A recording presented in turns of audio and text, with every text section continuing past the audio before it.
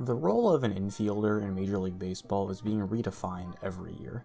In classic baseball schools of thought, you build your lineup with power at the corners, meaning left and right field and first and third base, and speed and defense up the middle, meaning short, second, and center. But now shifts, analytics, and just more freak athletes have allowed for great hitters to play almost any position. What I'm getting at is that infields, specifically shortstops, are hitting more than ever, and that infielders productive on both offense and defense are as plentiful now as any point in baseball history. So today, let's briefly take a look at the best infields in baseball, all things considered. And for the record, I always thought it was dumb that pitchers and catchers were lumped in with the infield, so we'll just be talking about positions 3 through 6. Also, I won't be considering platoons or benches, I'll just talk about the 4 projected starters, defaulting to starting with right-handed pitching if there are platoons going on. Also show each infield's collective 2021 steamer projections in WAR and WRC+, which is far from an exact measurement but can help contextualize some of the rankings. Let's start in Chicago for the Cubs' projected infield of Anthony Rizzo, Nico Horner, Chris Bryant, and Javier Baez. This is the infield that probably relies the most on bounce backs. In 2018 and 2019, this might have been the best infield in baseball, but all of Bryant, Rizzo, and Baez took big steps back in the shortened 2020. I fully expect both Bryant and Rizzo to be good, if not great hitters in 2021 though. Their pedigree is too good to not have resurgences. Javier Baez's free-swinging approach might prove a little more problematic, but his defense at short is good enough where he doesn't need to hit a ton to be valuable. Even an average bat makes him a 3 to 4 WAR player. Finally, Nico Horner hasn't hit much in the majors yet, but he was a top 50 prospect that will be getting his first full season as a starter. He projects to be a good contact hitter with a plus glove, although he won't hit for much power or on base percentage, so while he isn't great, he should be about an average second baseman.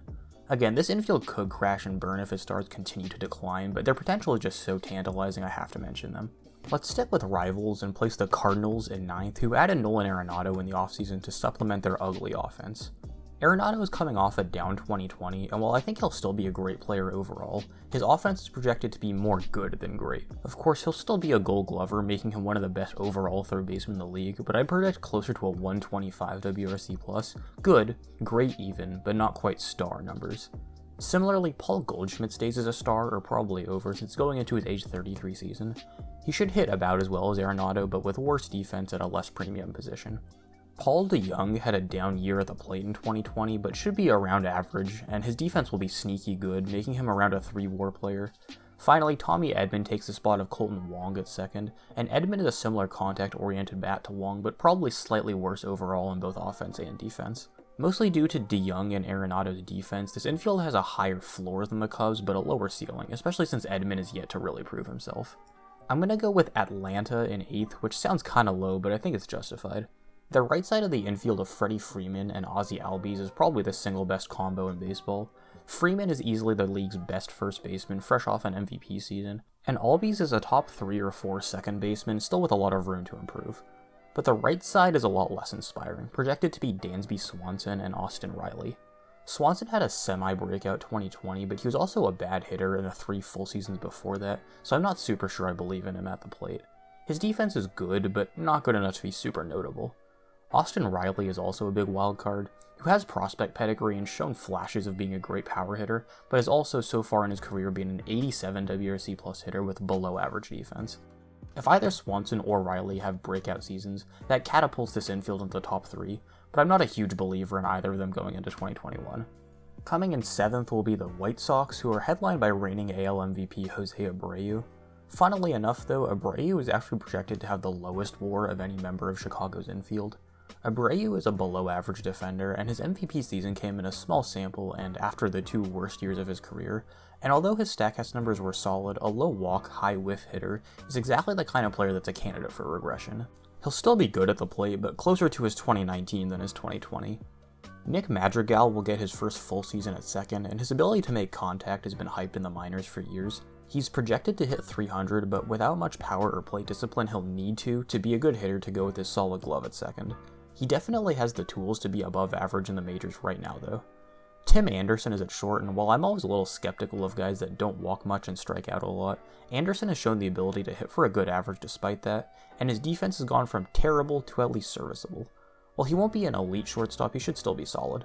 Finally, Yoan Moncada took a step back last year but was a legitimate MVP candidate in 2019 and flashed the tools that made him a #1 overall prospect.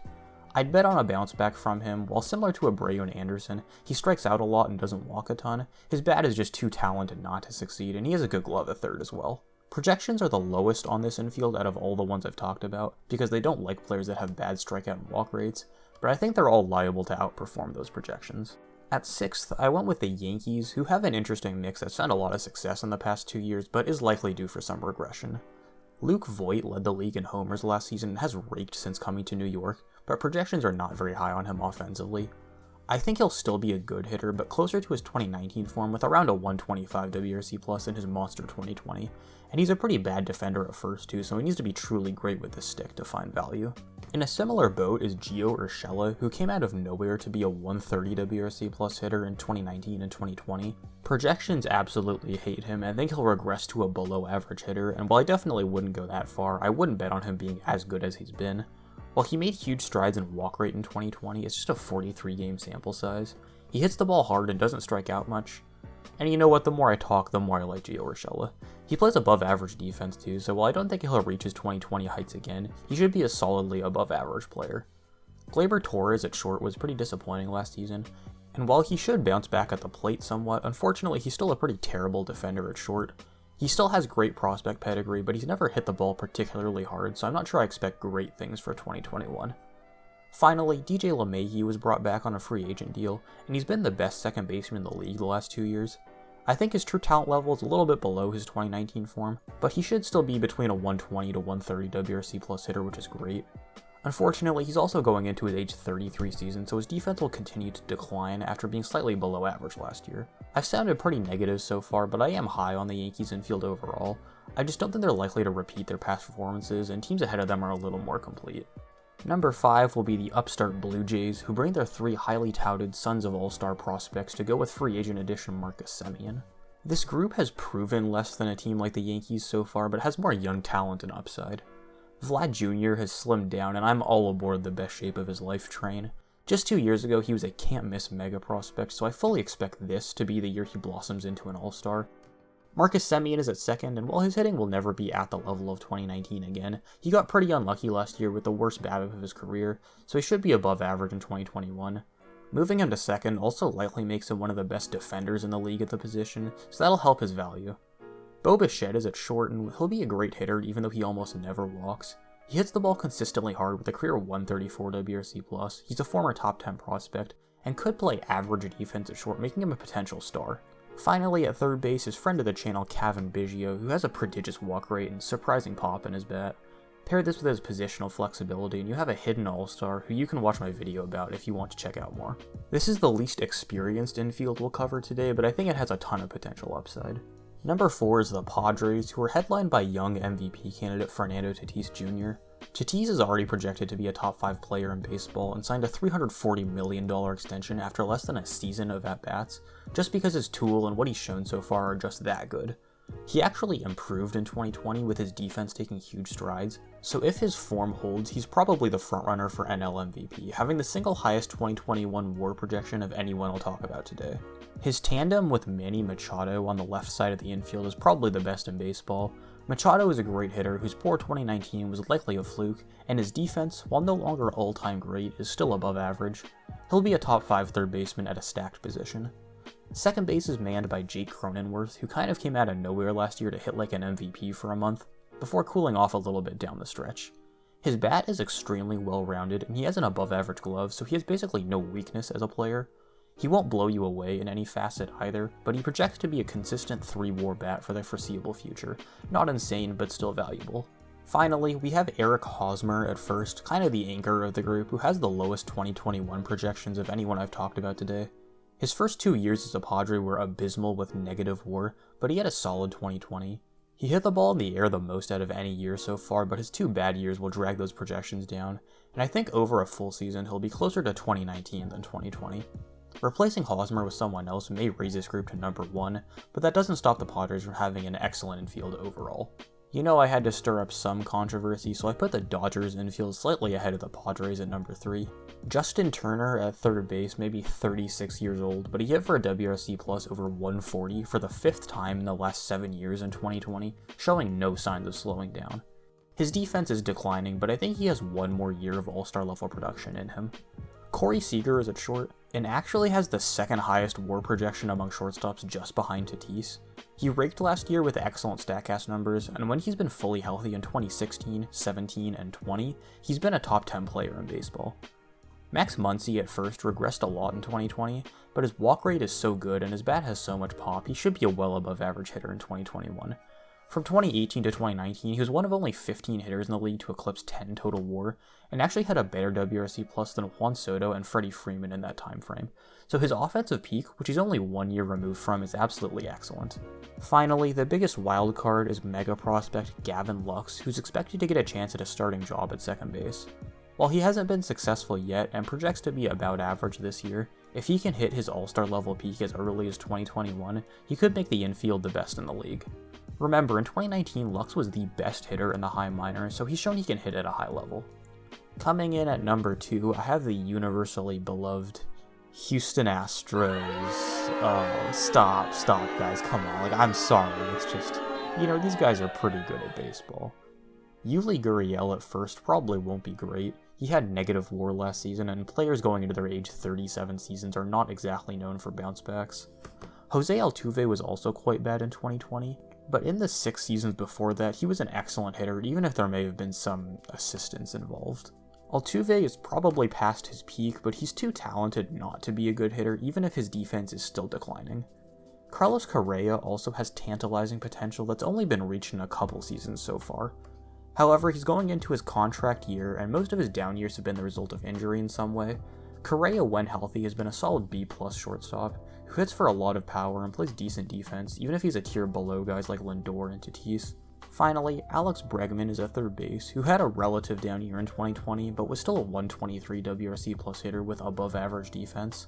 In fact, since 2018, Bregman is the third most valuable player by WAR, just behind 2 dudes named Betts and Trout. He's also third in WRC+, and has the second highest WAR projection of anyone I've talked about today.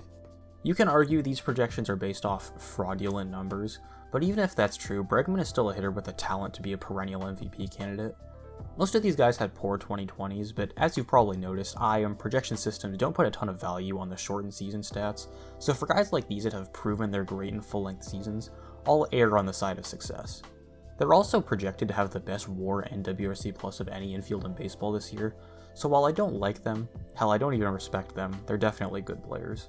Before number 1, honorable mentions go to the Twins, who just barely lack the consistent offense to make the list, and the Red Sox, who could crack the list if first base prospect Bobby Dahlbeck breaks out. I'm sure you've deduced by now that our number 1 will be the new-look Mets infield featuring Francisco Lindor. While Lindor has had a couple down years by his standards, he still has been an above-average hitter with an elite glove at shortstop. In Lindor's best season 2018, he was the 4th most valuable player in the league, hitting 30+ homers for the second of 3 straight years, and was the 2nd best defensive shortstop in the league. It isn't even like Lindor is over the hill, he's just 27 and has everything to play for going into his contract year, so I'd expect another MVP caliber season from him. At first is another exciting young player in Pete Alonso, who declined in 2020 but was still a 116 WRC+ hitter, and is 2 years removed from leading the majors in home runs. His light tower power is paired with decent plate discipline and not many other skills, but if you had to pick one thing to be good at, hitting a baseball a long way is probably a good pick. I'd expect a year with 40 homers, smack in the middle of his 2019 and 2020 overall, which still makes him a top 5 first baseman. At second base, we have Jeff McNeil, who, get this, since 2018 is the qualified MLB leader in batting average. Average certainly isn't the most important stat, but it does illustrate how excellent McNeil has been at making good contact. While his power declined in 2020, he also had career-best walk rates to cement himself as a consistent .310 hitter with a .380 on-base percentage, which is the perfect top-of-the-order bat. He'll get to play his native second base most of this year, where he's slightly above average, so I'm all in on McNeil having another all-star season. Finally, we have the enigmatic J.D. Davis at third base, who broke out in 2019 with gorgeous StatCast numbers and a 136 WRC+, before regressing to a 116 in 2020. That figure combined with Davis's terrible defense equals about an average player, but if he can be the hitter he showed in 2019, he becomes a solid 3 to 4 WAR player. What the Mets really lacked was an elite defender in the infield, and by bringing in Lindor, they add that elite defender to go with a legitimate top-of-the-order bat. so I'm pretty confident giving them the number 1 spot. I'm sure there will be some controversy with this list, but it is just my opinion, and always open to discussion in the comments. This was another long one, so thanks for sticking around, and let me know if you want to see a similar list for the outfield. Sub to the video, like the channel, blah blah blah. Thanks for watching, and I'll catch you guys in the next one.